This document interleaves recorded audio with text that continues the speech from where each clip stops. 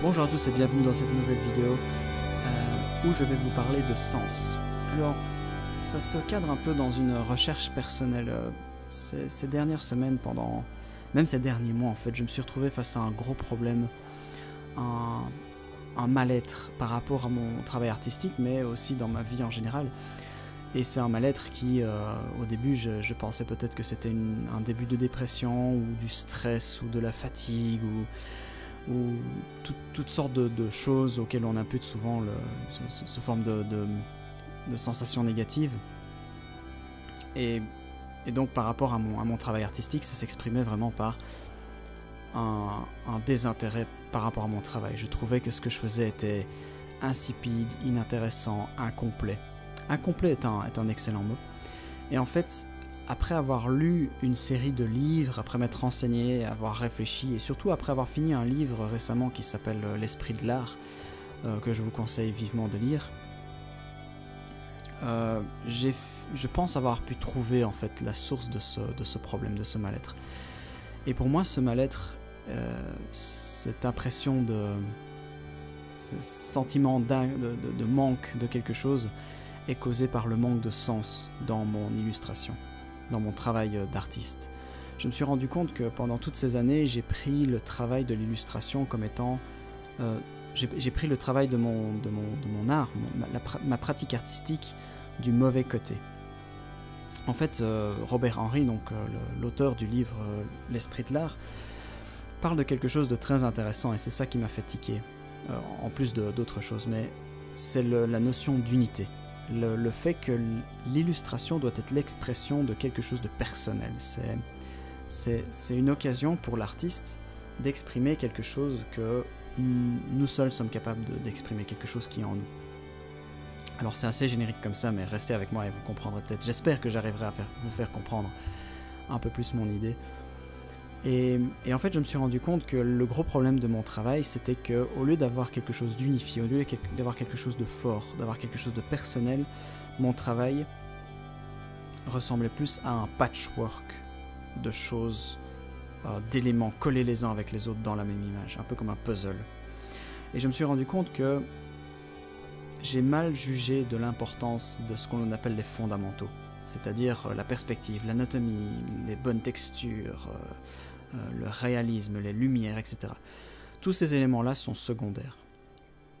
Ils sont très importants pour la représentation, donc bien sûr, je n'essaie pas du tout de dire que ce sont des éléments auxquels il ne faut pas penser, ils sont très importants, mais ce ne sont pas les éléments... Ce n'est pas ça qui va fournir du sens au travail artistique, à notre travail artistique. Ce n'est pas ça qui va donner ce petit quelque chose, cet aspect personnel.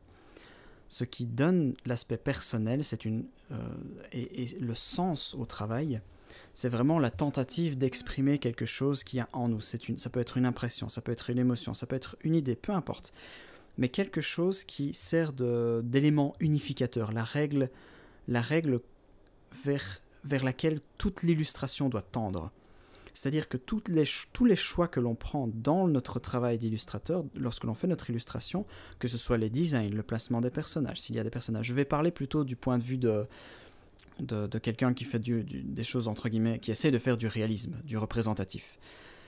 Et donc, toutes les décisions, en fait, il y a une hiérarchie de décisions que l'on prend quand on fait une illustration, mais toutes ces décisions doivent retourner vers le même objectif unique, qui est cette chose personnelle que l'on essaye d'exprimer.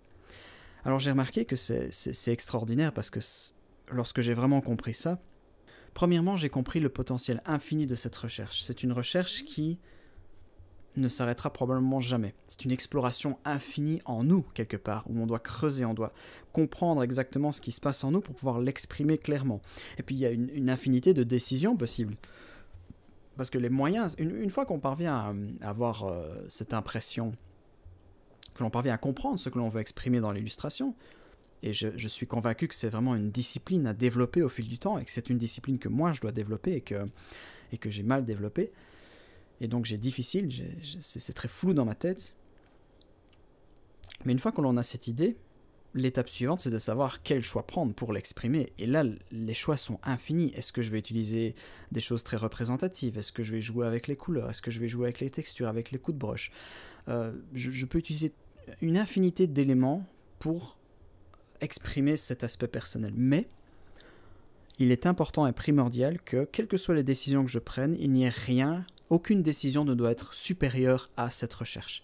C'est-à-dire que si jamais ma recherche de réalisme, de texture précise, de détails, de lumière avec les effets de subsurface scattering, de réflexion, de couleur, de mélange, toutes ces règles techniques, si jamais il y a une règle technique que je devrais suivre pour faire quelque chose de réaliste, entre guillemets, qui entre en contradiction avec ce que je pense être nécessaire pour avoir cette impression, cet objectif, de ce sens dans mon illustration, alors je dois laisser tomber ça. Et c'est là que l'on trouve en fait l'immensité des choix que l'on a. Je peux décider de faire quelque chose de réaliste, comme je peux décider de faire quelque chose qui n'a aucun sens d'un point de vue réaliste. Et ça ne va pas m'empêcher de rendre mon illustration géniale. D'ailleurs, on peut le voir. Les illustrateurs en tout cas pour moi, les illustrateurs qui m'inspirent le plus ne sont pas des illustrateurs photoréalistes, ce sont des gens qui jouent avec leur travail. On ressent cette domination de l'artiste sur son travail. Et je pense que c'est ça. Au lieu de me laisser dominer par tous ces éléments techniques, de dire que je dois faire ça correctement, que je dois faire attention à la perspective de machin, et c'est comme ça que je me sentais dominé par mon art quelque part. Je ne me sentais pas en contrôle, je suivais les choses sans trop savoir vers où j'allais. Maintenant j'ai un objectif, j'ai un sens. C'est moi qui maîtrise l'illustration, c'est moi qui maîtrise la situation. Donc ça c'est la première chose. C'est cette importance de l'unité, du sens. C'est la première chose que j'ai apprise et du potentiel qu'il y a. La deuxième chose que j'ai apprise, c'est que cette recherche, ou plutôt ce sens, est quelque chose qui peut être transmis à n'importe quoi. Là, je montre une illustration. En fait, c'est une étude que j'ai fait assez rapidement et en 1h30. Et mon objectif était de trouver des moyens d'exprimer quelque chose de plus personnel. Alors, bien sûr, je ne pense pas que ce soit vraiment le cas parce que, comme je l'ai dit, cette recherche de sens, cette recherche de l'aspect personnel dans mon travail est quelque chose que je viens tout juste de comprendre que je devais faire. Et je ne suis donc pas très bon, en fait. J'ai beaucoup de lacunes. Un peu comme un sportif qui s'entraînerait mal pendant des années, qui fera un mouvement de la mauvaise manière, devrait désapprendre ce mouvement et puis réapprendre les bons mouvements. C'est la situation dans laquelle je suis. Je me sens... je sens que je dois constamment me battre contre moi-même. Je dois constamment faire attention au sens par rapport auquel j'aborde mon illustration. Je dois faire attention à me dire, à replacer mes priorités, à faire attention à cette hiérarchie dont je viens de parler, à toujours faire attention que je ne dois pas me laisser embourber dans les détails dans une petite zone, mais que je dois toujours réfléchir à cette globalité, à savoir que non, les détails que je fais sur la botte ou dans les branches ou l'eau ou quoi, non, ils doivent pas être réalistes pour soi, ils doivent pas être, c'est pas des éléments isolés, je dois pas les appréhender comme des éléments isolés, je dois les appréhender comme faisant partie d'un tout. L'herbe, les éléments, les branches par terre, le personnage, son épée, le fond sont des éléments qui sont dans le même univers et doivent tous retourner vers le sens primaire de ce que j'essaie d'exprimer. Ils doivent tous rappeler ça, ils doivent tous agir en concordance les uns avec les autres. Et donc ça devient assez génial parce qu'une simple... cette découverte personnelle m'a vraiment permis de tout est génial en fait. Ça a étendu mes centres d'intérêt. Une bête illustration, une bête recherche, une bête étude de nature morte peut devenir l'occasion de faire quelque chose de génial. C'est de se dire, ok, quel est dans l'instant, quand je regarde cette image, qu'est-ce que je ressens? Et comment je peux transformer cette image, l'adapter personnellement pour faire ressortir cet aspect personnel. Alors c'est quelque chose que j'ai eu du mal à faire dans l'exemple ici. Il y avait quelque chose avec la lumière, je l'ai senti à un moment donné, mais ça m'a échappé et j'ai eu du mal à prendre des décisions. Et je remarque aussi que j'ai vraiment difficile de m'éloigner du modèle. J'ai du mal à l'adapter parce que j'aimerais bien garder l'aspect du modèle, donc que l'on reconnaisse ce que je recopie, comme c'est une étude, mais d'un autre côté, j'aimerais bien aussi personnifier ce modèle et essayer de lui donner un aspect plus personnel, d'essayer de tordre certaines règles, mais quelle chose est-ce que je peux tordre? Est-ce que je peux jouer avec les couleurs? Mais oui, alors de quelle manière? Est-ce que j'augmente la saturation? Est-ce que je la diminue? Techniquement, on peut tout faire, et c'est un peu ça qui est effrayant, parce que tout est possible. Il faut juste se donner, mais il faut que j'apprenne à oser. Et il faut que j'apprenne à quelles décisions, que j'apprenne à prendre des décisions un peu plus brutes et un peu plus d'oser plus, quoi. Aller dans des directions plus bizarres et jouer plus, comme j'ai dit il y a quelques instants, maîtriser, reprendre le contrôle de l'illustration et ne pas perdre le contrôle. Donc voilà, c'était un peu une expérimentation. J'ai décidé de faire quelque chose d'un peu différent que des tutos, parce que je pense que des tutos, il y en a partout en ligne, et j'ai pas grand chose de plus à apprendre que les centaines d'autres artistes qui font des tutoriels de très bonne qualité.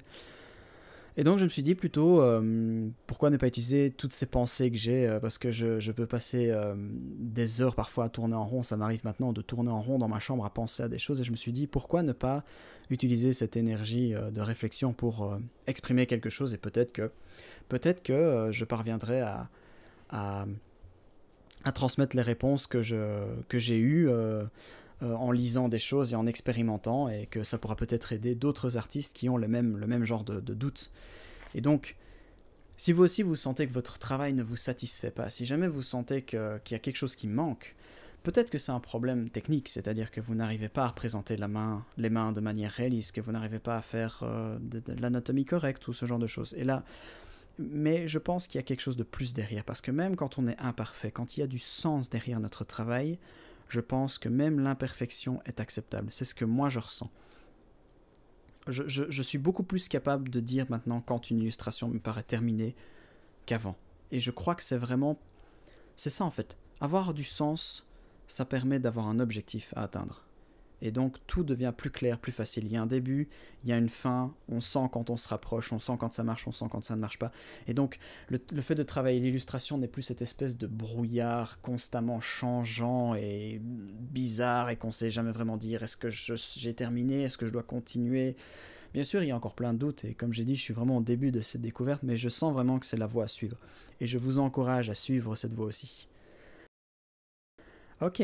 Je pense que je n'ai plus rien à dire sur ce sujet. J'espère que c'était suffisamment clair. N'hésitez pas à me dire ce que vous avez pensé. Je suis un peu parti en freestyle. J'ai rien écrit, j'ai rien préparé. Donc j'ai juste suivi mes pensées au fur et à mesure qu'elles apparaissaient. Donc voilà, j'espère que cette vidéo vous aura plu. N'hésitez pas à me dire ce que vous en pensez. Vous savez, est-ce que vous ressentez des choses similaires? Est-ce que vous aussi vous sentez qu'il manque de sens, que votre travail manque de sens, ou est-ce que vous aussi vous êtes passé par cette même étape du sens, ou est-ce que ça a toujours été quelque chose de clair pour vous? Et n'hésitez pas à essayer d'exprimer ce genre de choses, parce que je pense que ça peut aider pas mal de gens. Et donc voilà, je vous souhaite une bonne soirée et à la prochaine.